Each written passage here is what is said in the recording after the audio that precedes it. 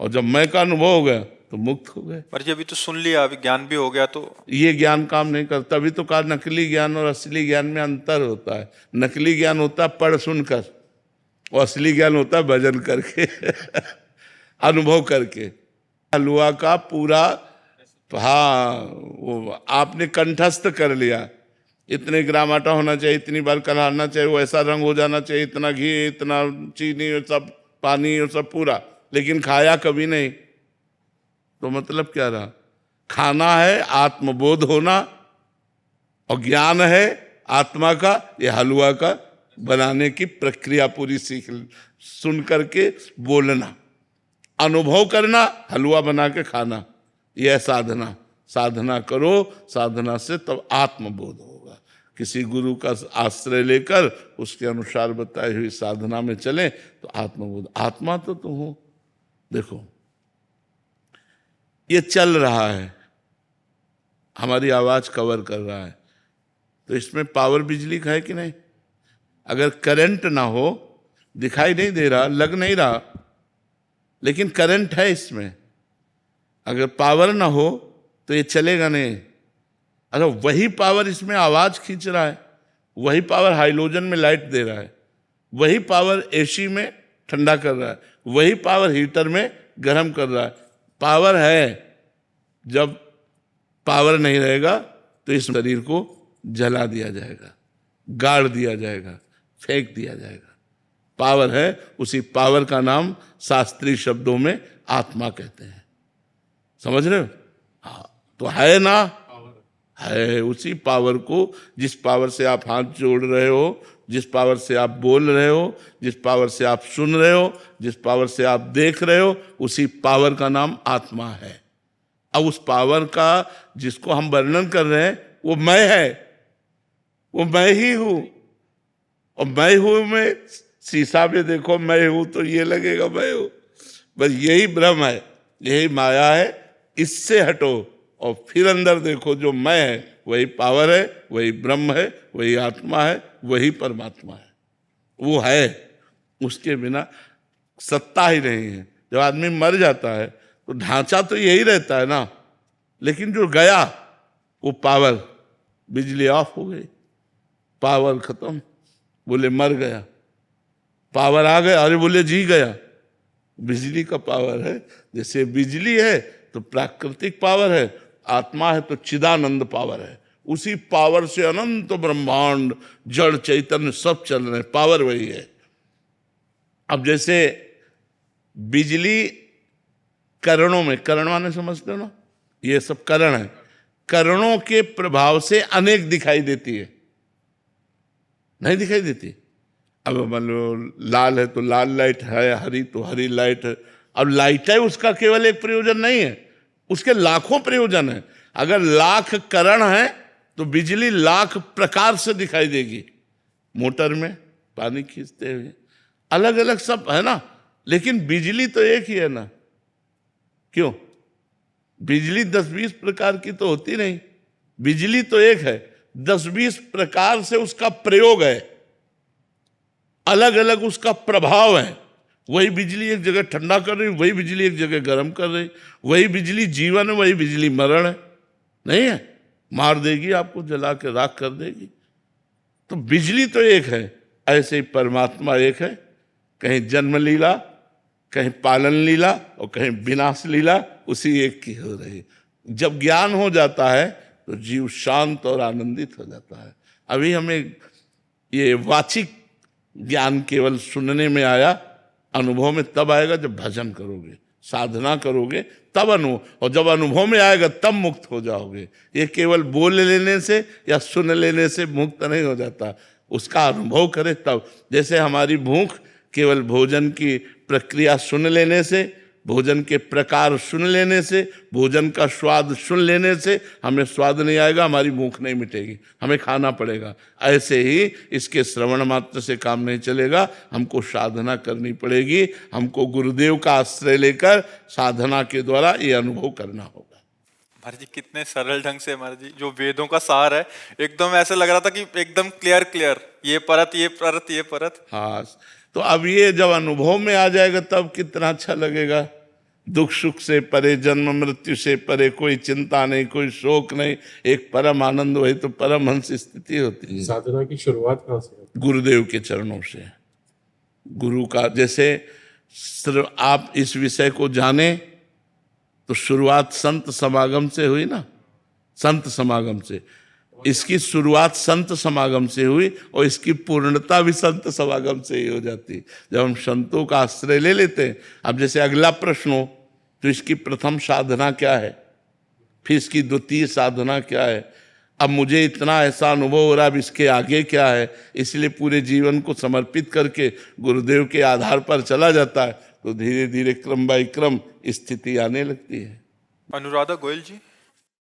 राधे राधे। राधे राधे महाराज जी। महाराज जी, जैसे कि हम कथाओं में पढ़ते हैं कि साधु संत जन महापुरुष जन अपने द्वारा अर्जित किए हुए सत्कर्मों को प्रेमवश या करुणावश किसी को दुख या दर्द हो रहा है तो उसको दान कर देते हैं। वो ऐसा क्यों करते हैं महाराज जी? क्या उनके द्वारा दान करने से उनके सत्कर्म समाप्त हो जाते हैं? फिर उसका डबल फल मिलता है। हमने आपको 100 ग्राम दिया तो इसका भी तो फल होगा, तो हमको 200 ग्राम मिल गए। कभी घाटा थोड़ी होता है। जैसे हमने 10 माला भजन किए और किसी जीव को दे दिया कि इसका मंगल हो, तो 10 माला भजन के दान का भी तो फल हुआ, नहीं हुआ? उसका फल हुआ, भगवान प्रसन्न हुए। संत जन और कोई फल नहीं चाहते। जे विधि प्रभु प्रसन्न मन होई, करुणा सागर कीजे सोई। जिसमें हमारे प्रभु का मन प्रसन्न हो तो हम जो भी कार्य करते हैं वो, जब हम दूसरों को, सब में प्रभु विराजमान है, तो जब हम दूसरों को सुख देते हैं जिससे हमारे प्रभु प्रसन्न होते हैं, तो उस क्रिया का फल हुआ प्रभु की प्रसन्नता। और प्रभु प्रसन्न हो गए तो दुर्लभ क्या रह गया? बात समझ में आ रही? इसलिए संत महात्मा जन अपनी साधना, अपनी तपस्या, अपना भजन सर्वलोक को देते हैं। सर्वे भवन्तु सुखिनः, सर्वे सन्तु निरामयाः, सर्वे भद्राणि पश्यन्तु माँ कश्चित् दुख भाग भवेत्। सब सुखी रहें, सब निरोग रहें, किंचन मात्र किसी को दुख ना पहुँचे, ये संतों के हृदय की धारणा होती है। तो वो अपने भजन को, तपस्या को, व्रत को, नियम को, संयम को सब में बांट देते हैं। इससे भगवान प्रसन्न हो जाते हैं और वो भगवान को प्राप्त हो जाते हैं। जब भगवान प्रसन्न, तो जा पर कृपा राम की होई, ता पर कृपा करे सब कोई। परमानंद की अनुभूति हो जाती है। महर्षि, एक सिद्धांत में आप ही के श्रीमुख से सुना है कि मतलब आशीर्वाद के रूप में किसी को दे दिया भजन, या कोई मतलब क्रोध वृत्ति आई तो उससे भजन नष्ट हो जाता है। हाँ, वो भजन का भाव अलग है। जब हम भगवान का भाव करके दे रहे हैं कि मेरे भगवान सब में है और सुखी हो जाए, और जब हम पर्सनल आशीर्वाद देंगे किसी एक को कि हमारा शिष्य हमारी बहुत सेवा की, तो फिर वो जो भजन जाएगा वो उसका लाभ करेगा, लेकिन देने वाले का लाभ नहीं होगा, क्योंकि उसने सेवा स्वीकार कर ली है। हाँ, क्या जाओ तुम्हारे पुत्र होगा, जाओ तुम्हारे वो फिर वो भजन है। तो इन दोनों में उसका जो भजन जाएगा वो भगवत प्राप्ति कराने वाला नहीं होगा।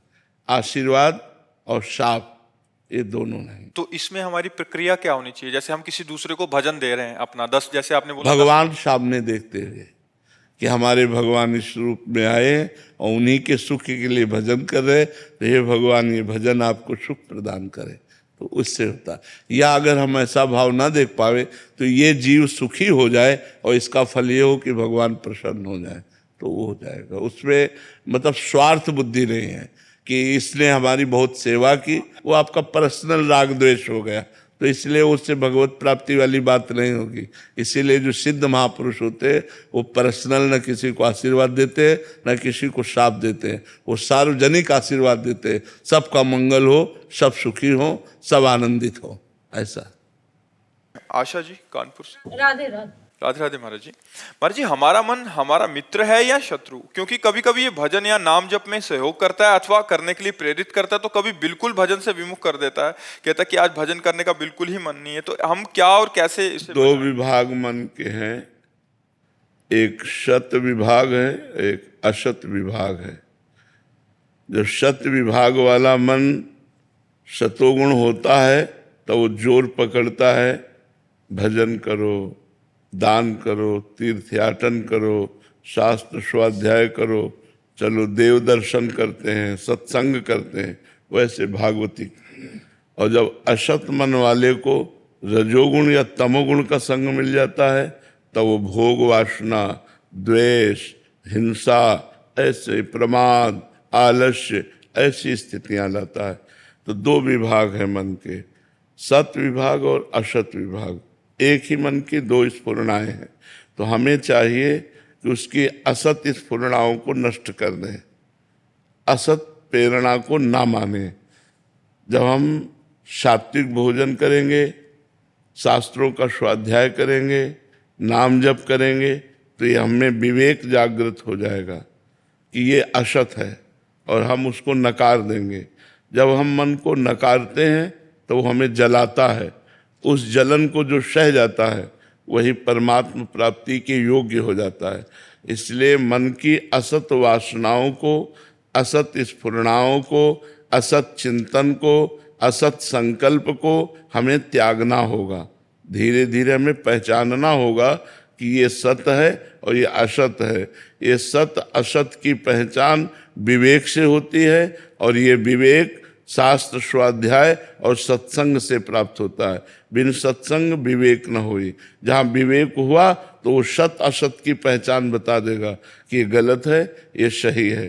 जो सही है वो बात हम मान लेते हैं और जो मन की स्फुरना गलत है वो हम बात नहीं मानते। अब वो हमें चाहे जितना जलाए, हमें अशांत करेगा, हमें जलाएगा, लेकिन हमें उसकी जलन को सहना होगा। जो सह गया वही परमात्मा प्राप्ति के योग्य हो गया, जो टूट गया वही भोगों में फंस गया। समझ में आया? बबीता जी, गुरुदेव भगवान, मेरा प्रश्न है कि आप ही में अपने प्रभु को देखा है, तो यदि मरते वक्त यदि स्मरण शक्ति बनी रही तो ईष्ट का स्मरण करें या श्री सद्गुरुदेव भगवान का? अगर इतनी स्मृति बनी रही कि मुझे निर्णय क्या करना है, तो फिर अभी प्रेम ही कहाँ होगा।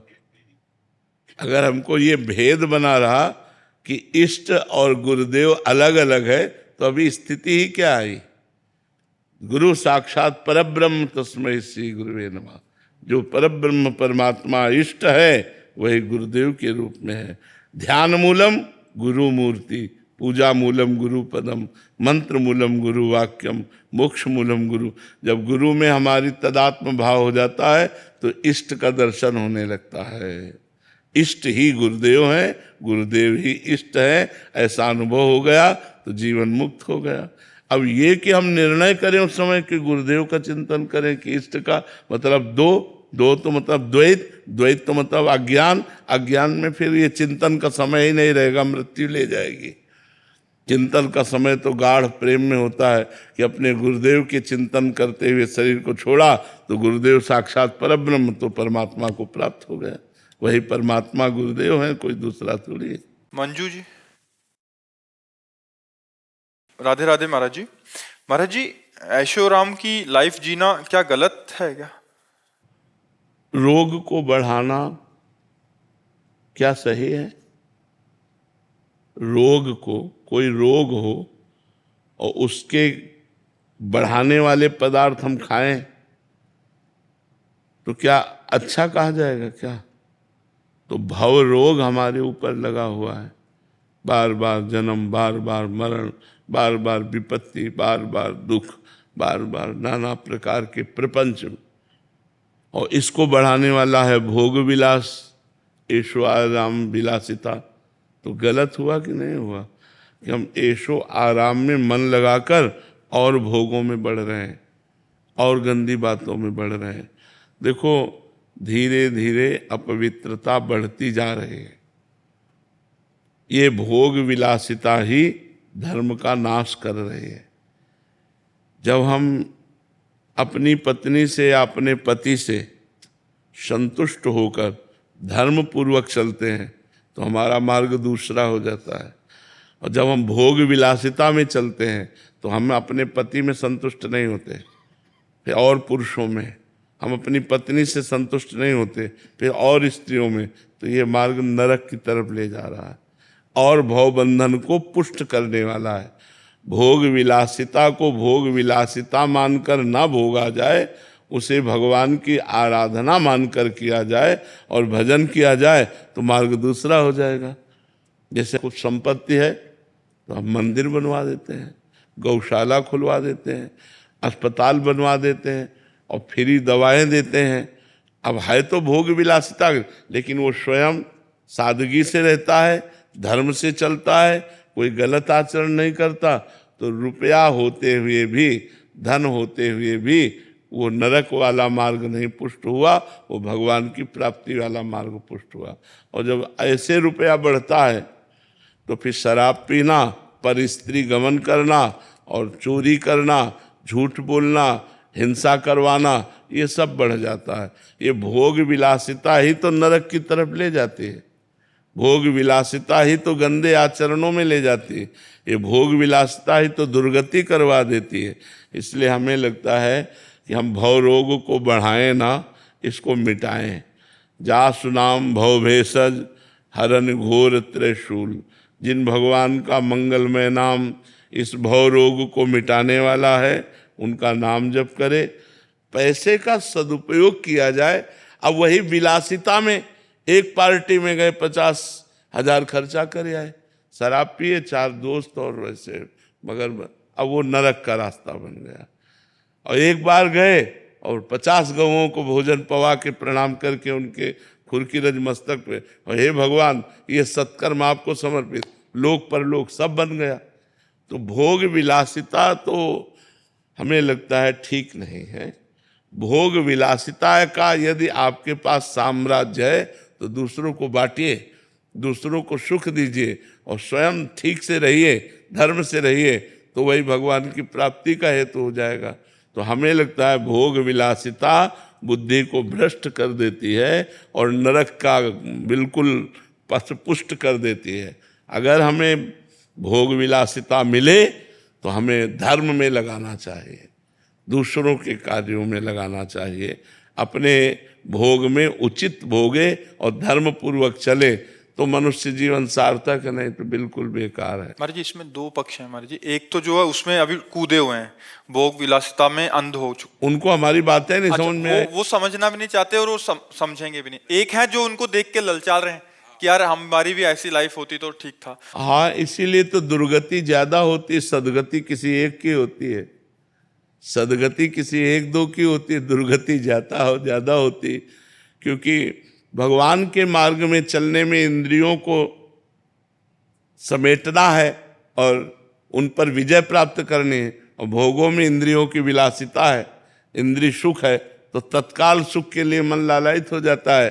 किसी को हम देखते हैं भोगते हुए, लेकिन नहीं, वो सुंदर जीवन नहीं है, ये केवल माया की चमकाहट है जो आपको अपनी तरफ खींच रही है। आपको धर्म से चलना है, आपको अपने पास जो भी भोग सामग्री धर्मपूर्वक भोगते हुए दूसरों की सेवा में लगाना है, इससे आपका मंगल होगा, बात मान लो। यदि मनमानी आचरण करोगे तो मंगल नहीं होगा, वो विलासिता में ही सब तुम्हारा धन और समय और जीवन नष्ट हो जाएगा, ये पक्की बात है। श्रेया सिंह जी, राधे राधे महाराज जी। महाराज जी मुझे जानना है कि मेरा इस धरती पर पैदा होने का उद्देश्य क्या है? भगवत प्राप्ति। नर्तन कर फल विषय न भाई, भजी राम सब काम बिहाई। इस मनुष्य शरीर का फल है समस्त कामनाओं का त्याग करके भगवत प्राप्ति करना। बचपन में यही बात हमको भगवान ने दी। हमारे अंदर एक प्रश्न खड़ा हो गया, जब हम 5-6 में पढ़ते थे तो हमारे अंदर अम्मा को बहुत प्यार करते थे, माँ को बहुत प्यार करते थे। तो जब स्कूल से आते और माँ को देखते तो एकदम दिमाग में आता है मरेगी, तो हमारे दिमाग में आता फिर मैं कैसे रह पाऊँगा, माँ के बिना कैसे रहूँ। पिताजी की तरफ देखते, ये भी मरेंगे क्योंकि मृत्यु लोक है, सब मरेंगे। यार जब सबको मरना ही है तो मेरा कौन ऐसा है कि जो मेरे साथ रह सके। बस दिमाग में एक ही बात है, भगवान ऐसे हैं जो अविनाशी हैं, वही हमारे सच्चे माता पिता हैं, वही हमारे मित्र हैं। बस इसी बात ने मनुष्य जीवन का लक्ष्य क्या है, मनुष्य जीवन में प्रियता किससे करनी चाहिए, बस इसी बात को ढूंढने के लिए निकल पड़े थे, बच्चापन से निकल पड़े थे। तो अब तो जीवन की शाम होने जा रही, धीरे धीरे धीरे धीरे। तो जीवन का परम लक्ष्य भगवान की प्राप्ति है। अगर मनुष्य जीवन में आकर भगवान को नहीं भजा गया तो बहुत बड़ी हानि हो गई, इससे बड़ी कोई हानि नहीं है। ये मान लो, आज मान लो, नहीं कल पछताओगे। सुअर, कुत्ता, चिड़िया, नाली का कीड़ा, बिष्ठा का कीड़ा, क्या बना दिया जाए कर्म के अनुसार कुछ पता नहीं। आज बड़ा सुंदर रूप है, आज बढ़िया बढ़िया कपड़ा पहने हो, गाड़ी में चलते हो, हर व्यवस्था है, लेकिन पाप कर्म करोगे तो कल नाली का कीड़ा बना दिया जाएगा। फिर क्या होगा? फिर तुम कैसे अपने को उबार पाओगे उस दुख से? कल तुम्हें ऐसी जीव जंतु बना दिया जाएगा जो लोग उबाल उबाल के खाएंगे। फिर क्या आप अपने को बचा पाओगे? आज आपको यहाँ पीड़ा है तो अस्पताल जाके दवा लेते हो, कल पशु पक्षी बनोगे, आपके शरीर में पीड़ा होगी, आपको दवा मिल पाएगी? आपको सुरक्षा हो पाएगी? क्या कर सकता है? कितने ऐसे जीव जो सामने अपने परिवार का नाश देखते हैं, वो बेचारे। तो हमें लगता है इन सब बातों पर विचार करके मनुष्य शरीर में धर्मपूर्वक विषयों को भोगते हुए, भगवान का नाम जप करते हुए पापाचरण से बच जाए, यही मनुष्य जीवन का लक्ष्य है। मनुष्य जीवन का लक्ष्य है भगवत प्राप्ति। आशिका जी मुंबई से। राधे राधे गुरुजी। राधे राधे महाराज जी। गुरुदेव, निरंतर भक्ति भाव समय के अनुसार बदलते रहते हैं। कभी शिव जी, हनुमान जी, तो कभी राधा रानी जी के प्रति भक्ति आती है, तो क्या ये भाव भक्ति बदलाव आना सही है? ये प्रारंभिक है, इसका कोई महत्व नहीं है। ये शुरुआत है भक्ति की। भक्ति का तो तब रंग होता है जब एक भरोसो, एक बल, एक आश विश्वास, एक राम घनश्याम हित चातक तुलसीदास। एक भगवान के नाम में, भगवान के रूप में आसक्ति हो जाए। हमारे राम जी, हमारे श्याम जी, हमारी किशोरी जी, हमारे भगवान शंकर, एक जगह आ जाओ। अब ये प्रारंभ में सबका ऐसा होता है। हनुमान चालीसा पढ़ ली, शिव चालीसा पढ़ ली, राम रक्षा स्तोत्र पढ़ लिया, ये सब ऐसे चलता है, प्रारंभ में सबके चलता है। लेकिन जब भक्ति रंग लाती है तो फिर एक है, मेरे तो गिरधर गोपाल दूसरो न कोई, जाके सिर मोर मुकुट मेरो पति सोई। भक्ति रंग लाए तो फिर एक में है। अगर शिव तो बिल्कुल अनन्य शिव, जैसे पार्वती मैया कहती, कोटि जन्म लग रगर हमारी, बरऊं शंभु न तरहूं कुमारी। करोड़ जन्मों तक बार बार जन्मूंगी और हर बार तपस्या करके यही वरदान मांगूंगी कि भगवान शंकर मेरे पति हो। तो हम जहाँ लगे वहाँ अनन्यता से लगे। थोड़ी देर राम जी की पूजा, थोड़ी देर श्याम जी की पूजा, थोड़ी देर माता जी की पूजा, थोड़ी देर अन्य देवी देवताओं की पूजा। ये प्रारंभ में हम भी करते थे, प्रारंभ में सब कोई करता है। फिर जब उसका रंग आता है तब वो एक में हो जाता है, फिर अनन्य भक्त कहलाता है। वही अनन्य, ये कोई दोष नहीं है, ये सब कोई करता है। क्यों? सबके यहाँ सब माता जी हो, भगवान शिव जी हो, राम जी हो, गणेश जी हो, लक्ष्मी जी, सब विराजमान रहते हैं। फिर जब भक्ति रंग लाती है तब एक में अनन्यता आ जाती है। जगीता जी मुंबई से। राधा राधे जी। महाराज जी, इत व्यवहार न उत परमारथ, बीच ही बीचु जन्म गवायो, जो धर्मिन सो प्रीति करत नहीं, कहाँ भयो धर्मीजु कहायो। गुरुदेव, इसमें संसार और परमार्थ दोनों का क्या स्वरूप है? गृहस्थ आश्रम में रहते हुए दोनों को बैलेंस करके चलना पड़ता है, व्यवहार को। जो गृहस्थ धर्म है इसमें परमात्म प्राप्ति के लिए समस्त कर्मों को शास्त्र के अनुकूल करते हुए, श्री भगवान को समर्पित करते हुए और भगवान का स्मरण करते हुए यदि हम समय व्यतीत करें, धर्म पूर्वक धन कमाना, कमाए हुए धन से कुछ हिस्से में परमार्थ करना और कुछ हिस्से में अपने परिवार का पोषण करना। अगर हम बहुत सावधानी से चलें तो गृहस्थ धर्म में भी परमात्मा प्राप्ति हो जाए। पर ऐसी मूढ़ता छा जाती, सेवक जी ने कहा कि ऐसे न वैसे रहे मज रेढ़ो, न इधर के रहे न उधर के रहे, न व्यवहार निर्वाह कर पाए न परमार्थ। अब गृहस्थ में हैं, पापाचरण करते हुए धन कमाते हैं और पापाचरण मनमानी गंदे आचरण करते हैं, व्यभिचार, मांस, मदिरा, ये सब खान पान, तो ना गृहस्थ धर्म का निर्वाह कर पाए। विरक्त धर्म तो बहुत ही कठिन है, तो नरक की प्राप्ति ही। न इत व्यवहारत न उत परमारथ, बीच ही बीच जन्म गमायो। जो धर्मिन सो प्रीति करत नहीं, कहा भयो धर्मी जो कहायो। यदि भागवत धर्म प्रेम धर्म को धारण करने वाले संत महापुरुषों से संग नहीं किया और अपने आचरणों का परिवर्तन नहीं किया, वही गंदे आचरण वही गंदे विचार, तो सेवक जी महाराज कह रहे हैं न व्यवहार के रह गए न परमार्थ के रह गए, फिर नरक भोगो, फिर पुनरपि जननम पुनरपि मरणम पुनरपि जननी जठरे शयनम। तो गृहस्थ धर्म ऐसा नहीं है। गृहस्थ धर्म बड़ा महान धर्म है, जिसमें विरक्त पैदा होते हैं, विरक्तों का पोषण होता है, विरक्त उनके दरवाजे आकर भिक्षा लेते हैं। कितना महान गृहस्थ धर्म है। जितने भी संत महात्मा हैं गृहस्थों के यहाँ तो पैदा हुए प्रकट हुए, और जितने संत महात्मा हैं सबका भिक्षावृत्ति गृहस्थों से ही तो होती है। अगर गृहस्थ धर्म से चले तो अपने धर्म से भगवत प्राप्ति कर सकता है, पर धर्म से चलना बड़ा कठिन है। हमारे यहाँ 4 पुरुषार्थ हैं, धर्म अर्थ काम मोक्ष। जब धर्म से अर्थ कमाया जाए और धर्म पूर्वक कामनाओं की पूर्ति की जाए तो मोक्ष पदवी की तरफ हमारी गति हो जाए। यदि अधर्म से हम धन कमाएंगे तो कामनाएं पूर्ण करने के लिए, मनोकामनाएं पूर्ण करने के लिए हम मनमानी आचरण करेंगे।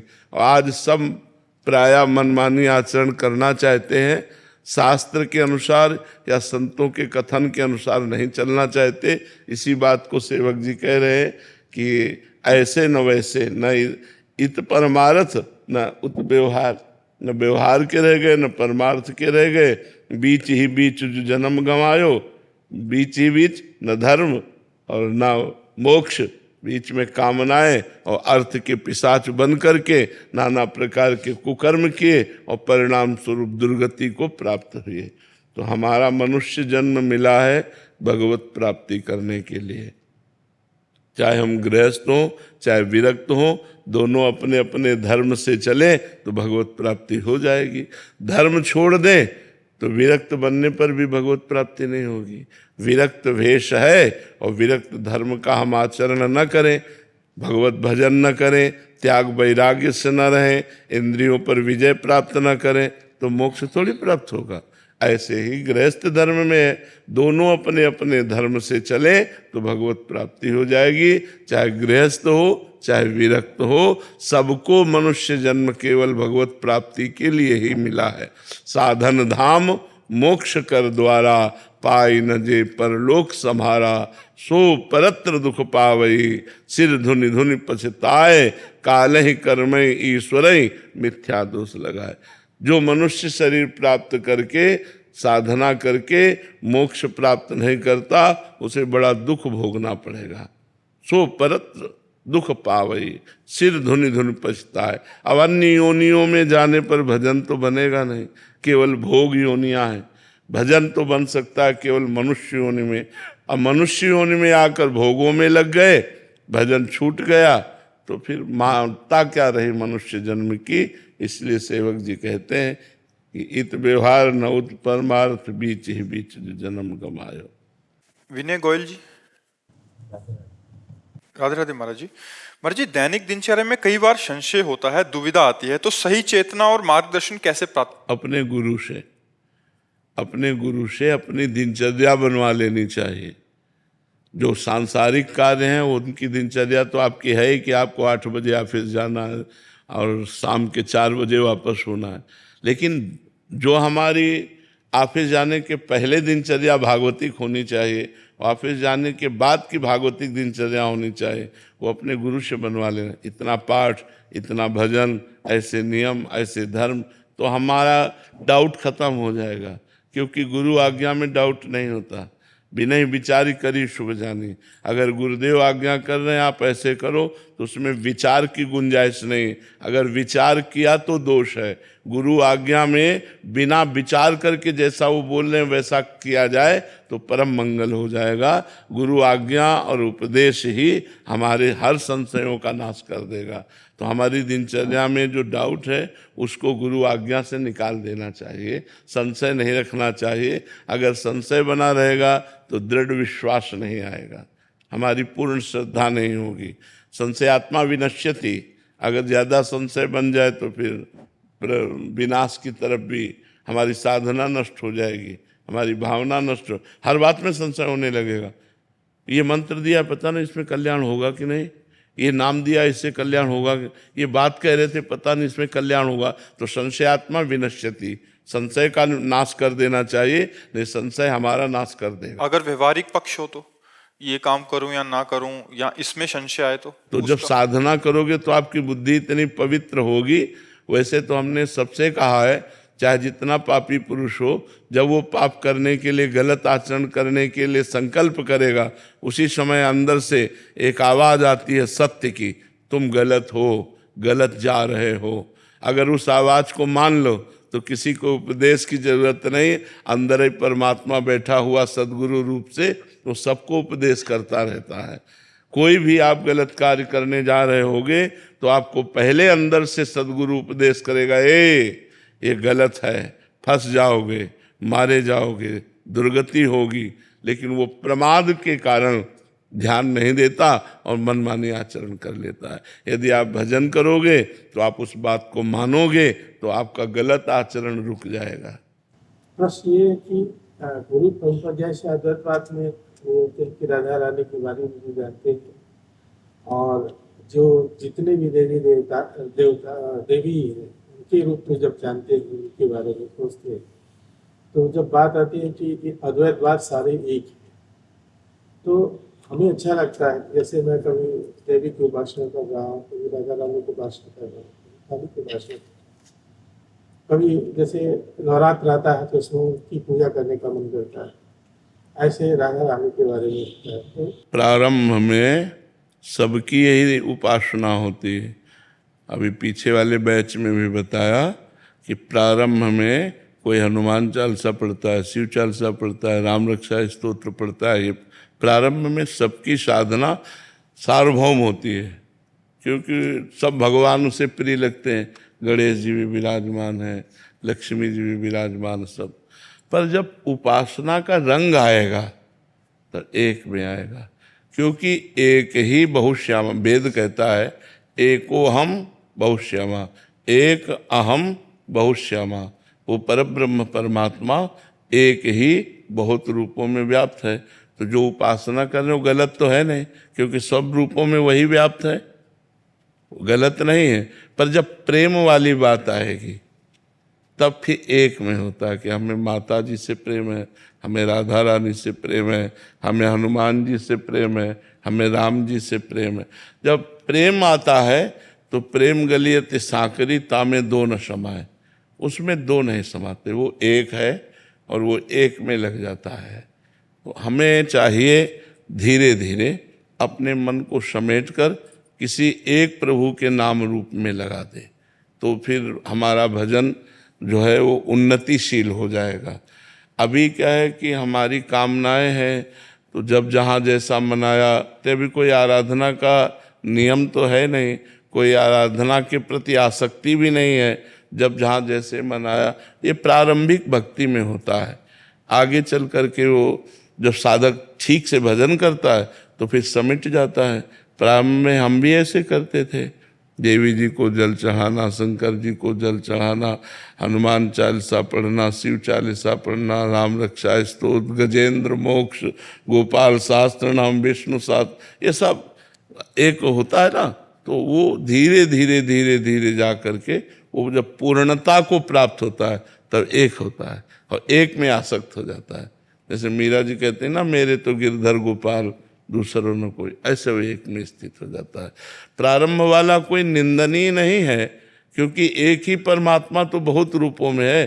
तो बहुत रूपों में भी जो आराधना कर रहा है वो एक ही परमात्मा की तो कर रहा है। वो जाने ना जाने, अपने तो जान रहे ना कि बहुत रूपों में जो आराधना कर रहा है वो एक ही परमात्मा की कर रहा है, क्योंकि एक ही बहुत रूपों में है। और जब बहुत रूपों से मन पूर्ण होकर एक रूप में लग जाए तो उसे प्रेम कहते हैं। प्रेम में दो नहीं होते, एक प्रेम गलियति साकरिता में दो न समाये, एक होकर के जाया जाता है। समझ रहे हैं? हाँ। लच्छी राम जी हैदराबाद से। राधे राधे महाराज जी। गुरुदेव, मन हमेशा भविष्य की इच्छाएं, कल्पनाएं, आत्म संदेह और कुछ बड़ा पाने की बेचैनी में उलझा रहता है। कृपया मार्गदर्शन करेंगे मैं इस चंचल मन को कैसे शांत करूं और पूर्ण रूप से वर्तमान में जीऊं। वैसे सबका मन जो है बड़ा बनने की चाह रखता है, नहीं रखता? सबका मन, किसी का भी मन। किसी से पूछो तुम छोटा बनना चाहते हो क्या, तो सब बड़ा बनना चाहते हैं। मतलब अगर वो डकैत है तो वो भी बड़ा डकैत बनना चाहता है। बुरा आदमी है तो वो बहुत बुरा बनना चाहता है। क्यों? ऐसा क्यों? क्योंकि हम बहुत बड़े के बच्चे हैं। भगवान सबसे बड़े हैं ना, हम भगवान के अंश हैं। तो हम जिस दिशा में जाना चाहते हैं उस दिशा में सबसे बड़ा बनना चाहते हैं, क्योंकि भगवान सबसे बड़े हैं। तो हम सबसे बड़े के अंश हैं, तो हमारे अंदर यही बात रहती है। केवल मन भविष्य की ही चिंता नहीं करता, भूत की बातों का भी चिंतन करता है, नहीं करता? बीती हुई बातों का चिंतन और व्यर्थ बातों का भी चिंतन करता है।